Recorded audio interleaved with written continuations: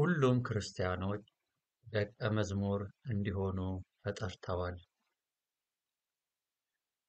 የጌታችን የኢየሱስ ክርስቶስ ወንጌል በማቴዎስ ምዕራፍ 28 ቁጥር 19 እንግዲህ ሂዱና አሕዛብን ሁሉ በአብ በወልድና በመንፈስ ቅዱስ ስም እያጠመቃችኋቸው ያዘዝኋችሁንም ሁሉ እንዲጠብቁ እያስተማራችኋቸው ደቀ መዛሙርት አድርጓቸው።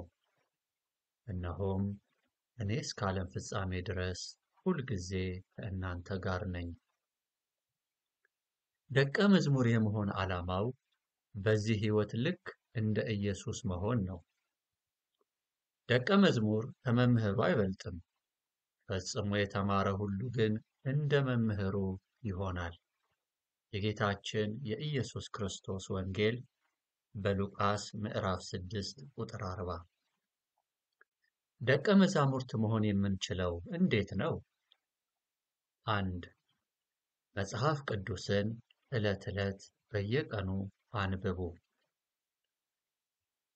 የጌታችን የኢየሱስ ክርስቶስ ወንጌል በማቴዎስ ምዕራፍ 4 ቁጥር 4 እርሱም መልሶ ሰው ከእግዚአብሔር አፍ በሚወጣ ቃል ሁሉ እንጂ በእንጀራ ብቻ አይኖርም ተብሎ ተጽፏል አለው። 2. የእግዚአብሔርን ቃል ታዘዙ። የጌታችን የኢየሱስ ክርስቶስ ወንጌል በዮሐንስ ምዕራፍ 15 ቁጥር 10 እኔ የአባቴን ትእዛዝ እንደጠበቅሁ በፍቅሩም እንደምኖር ትእዛዜን ብትጠብቁ በፍቅሬ ትኖራላችሁ። እንዲሁም የጌታችን የኢየሱስ ክርስቶስ ወንጌል በዮሐንስ ምዕራፍ 15 ቁጥር 7 እና ቁጥር 8 በእኔ ብትኖሩ ቃሎቼም በእናንተ ቢኖሩ የምትወዱትን ሁሉ ለምኑ ይሆንላችሁማል።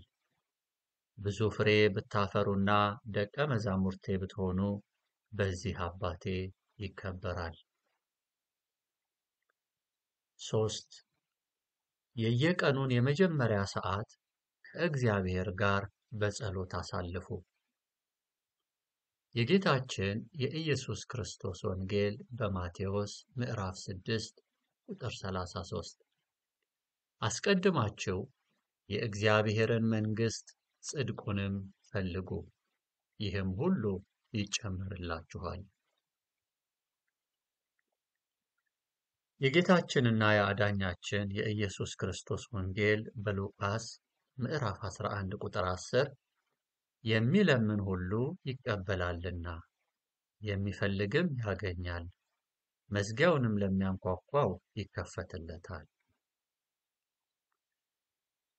የጌታችን የአዳኛችን የኢየሱስ ክርስቶስ ወንጌል በዮሐንስ ምዕራፍ 16 ቁጥር 24 ላይ ደግሞ እስከ አሁን በስሜ ምንም አልለመናችሁም፣ ደስታችሁም ፍጹም እንዲሆን ለምኑ ትቀበሉማላችሁ። 4. በቤተ ክርስቲያን ውስጥ እግዚአብሔርን በታማኝነት አገልግሉ። የሐዋርያው የቅዱስ ጳውሎስ መልእክት ወደ ኤፌሶን ሰዎች ምዕራፍ 4 ቁጥር 15 እና 16 እንዲህ ይላል። ነገር ግን እውነትን በፍቅር እየያዝን በነገር ሁሉ ወደ እርሱ ራስ ወደሚሆን ወደ ክርስቶስ እንደግ። ከእርሱም የተነሳ አካል ሁሉ እያንዳንዱ ክፍል በልክ እንደሚሠራ በተሰጠለት በጅማት ሁሉ እየተጋጠመና እየተያያዘ ራሱን በፍቅር ለማነጽ አካሉን ያሳድጋል። 5. ብርሃናችሁ በዓለም ሥራ፣ ትምህርት እና ጨዋታ ውስጥ አብሩ። የጌታችን የመድኃኒታችን የኢየሱስ ክርስቶስ ወንጌል በማቴዎስ ምዕራፍ 5 ቁጥር 16 መልካሙን ሥራችሁን አይተው በሰማያት ያለውን አባታችሁን እንዲያከብሩ ብርሃናችሁ እንዲሁ በሰው ፊት ይብራ። 6. የሕይወታችሁን ዓላማ ጌታ ኢየሱስን ለማወቅና ከእርሱ ጋር ለመራመድ አካሄዳችሁን ከእርሱ ጋር ለማድረግ አድርጉ። Make your life goal to know the Lord Jesus and to walk with him። ሁለተኛይቱ የሐዋርያው የጴጥሮስ መልእክት ምዕራፍ 1 ቁጥር 2 የመለኮቱ ኃይል በገዛ ክብሩና በበጎነቱ የጠራንን በማወቅ ለሕይወትና እግዚአብሔርን ለመምሰል የሚሆነውን ነገር ሁሉ ስለሰጠን በእግዚአብሔርና በጌታችን በኢየሱስ ዕውቀት ጸጋና ሰላም ይብዛላችሁ። አሜን።